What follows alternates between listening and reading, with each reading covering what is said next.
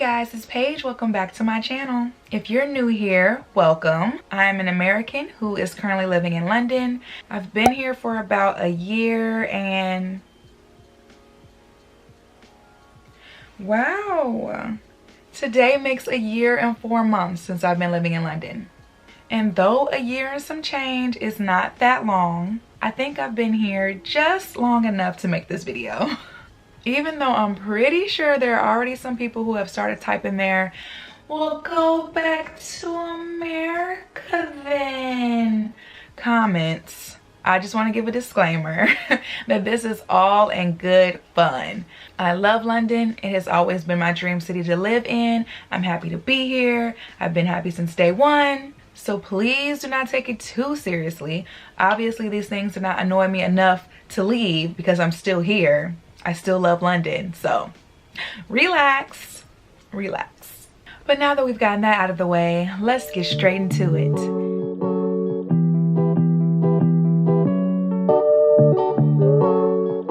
So these are in no particular order, but the first one that I'm gonna have to say, because I just did my laundry today, is the fact that dryers just aren't really a thing here.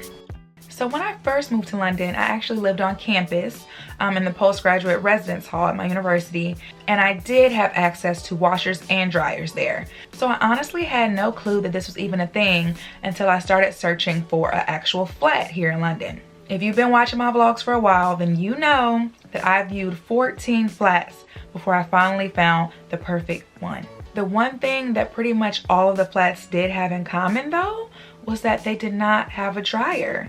Just a washing machine. There was only one out of the 14 that I viewed that had a dryer in it. And the flat that I ended up choosing, that I'm living in right now, does not have a dryer either. I'm not really sure the reason why. I think maybe to save energy. I don't know. Is it good for the environment? I'm not really sure. If you know the answer to that, please let me know in the comments. So yeah, I mean, I have to admit that it was a little bit of an adjustment for me to have to get used to hanging my clothes on like drying racks in our living room. Or in the warmer months, people will usually let their clothes dry outside. So if I waited to the last minute to wash something that I wanted to wear, I'm not wearing it because it needs at least a day, sometimes 2 days to dry. In the winter, it could be even longer sometimes. But yeah, I mean, I've gotten used to it now. I just have to plan ahead, but yeah, it's all good. Okay, the next one on my list is people asking me if I have tried Nando's yet.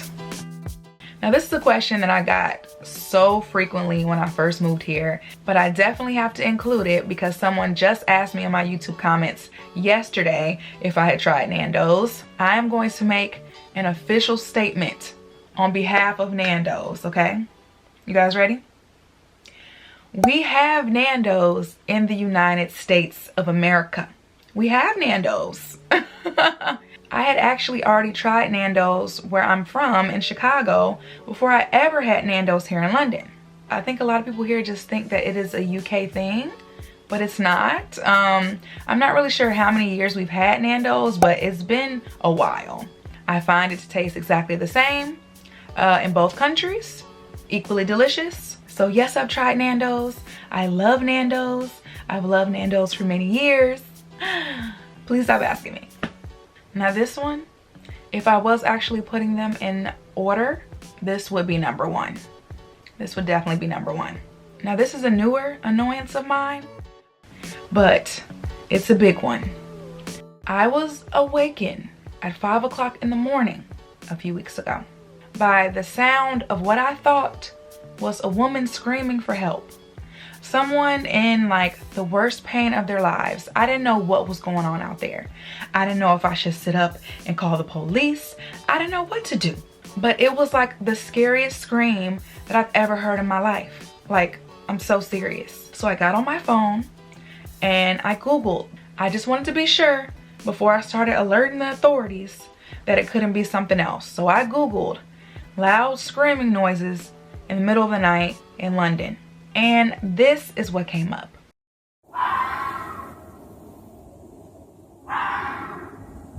I am met with tons of footage of these foxes screaming their little heads off I did not know this was a thing. I don't know why I've never heard it before. I mean, actually I do. I'm a pretty deep sleeper, but I think my sleeping pattern has been really off during quarantine, so I'm not really sleeping as well as I usually do. So this has woken me up a couple times now, and it is driving me nuts. I did a little bit of research, and come to find out, that is actually what it sounds like when foxes mate. I believe it's the female fox screaming, I'm assuming in pain. That's what it sounds like. And they're definitely getting a lot more action than most of us during this quarantine. The next thing on my list is the lack of superstores. Now, I've heard recently that there may be a Costco out here. I've never seen it. I don't know where it's located, but I am a Walmart girl, okay, y'all? And the reason that I always say I love Walmart so much is because I can literally walk in there and get everything I could possibly need in one store and take my butt back home. Whereas in London, I usually have to go to several stores to get different things. I may have to go to Superdrug and then go to Asda, and then the other grocery store has this. Walmart allows you the ability to buy groceries and a flat screen TV at the same time if you want to. And I love that. I love that. Asda is like the closest thing that you can get to Walmart out here, which is why I primarily shop there. But it is not the same. It will never be the same. But I'm dealing with it. The withdrawals are tough sometimes, but I'm surviving. Okay, next on my list is another question that I get pretty often. And it is the, where are you really from question. Now, not to get all deep here, because it's a lighthearted video, but this question can be kind of tough for Black Americans like myself. When I first moved here and I would meet someone new and they would ask where I was from, I would say, Chicago. And they would be like, no, where are you from? And I'm like, Chicago, Illinois, the United States? And they're like, no, like, where is your family from? So I quickly learned that they wanted to know what country in Africa or the Caribbean my family came from. And because of American history and slavery, you know, things like that, I do not know. I know that my grandparents are from Ohio and Alabama, but I cannot trace back any further than that. So it was originally kind of conflicting for me because I felt like, wow, I have no idea where I come from. Moving abroad in general brings a lot of like self-realizations and overthinking, but that was definitely something that had me like, whoa, who am I? But I finally moved past that thought. I am so proud to be a Black American, and we have built such a beautiful and rich culture and history all on our own. And it is known and often duplicated all over the world. So it's all good. Next is the summer weather. Does London really even have a summer?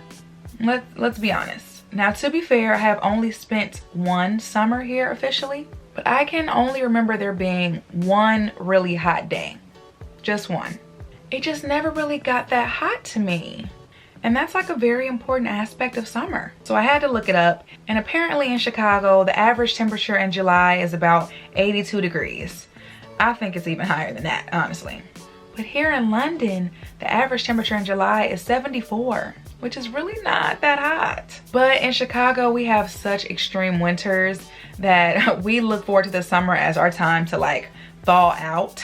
And it's just not the same here. However, I won't complain too much because I find the winters to be very mild here in London, and I will take that over Chicago winters any day. I don't even think I saw a snowflake this past winter. And next would have to be blocked websites. Whenever I'm scrolling online, I'll see an interesting news article from the US and I'll try to click it. And I'm almost always met with the same message. Most US news sites are blocked here for whatever reason. I'm still not really sure why, but it's definitely one of the things that annoys me the most. Your girl just wants to stay up to date. I just want to read the news. That's it. It's mainly like the local news media websites that are blocked. And I guess it's not a big deal to people in the UK because I mean, why would they be trying to read some random Chicago news article? Fine. But I just want to stay in the know. So sometimes if I really want to read the article bad enough, I'll text the link to a family member or a friend and ask them to screenshot it for me. And last but not least are the smaller online shopping discounts. when I was still in the States, I used to love shopping on UK clothing websites. Pretty Little Thing, Boohoo, Misguided, all of them. And these brands always have amazing sales on their US websites. I mean like 50% off every day. And when I got here, I noticed that that's just not really a thing. And I guess it makes sense because maybe they're just trying to, you know, step their US market up and get more sales over there. I guess it makes sense. But here, I'm lucky if I'll get like 10% off, maybe 20 if they're feeling generous. And I mean, the clothes are already really affordable, but still, when you're used to paying next to nothing, you want to keep doing that. And it was better when I had my student discount, but now that I've completed my master's program, I'm just paying full price out here, y'all. And that's it, guys.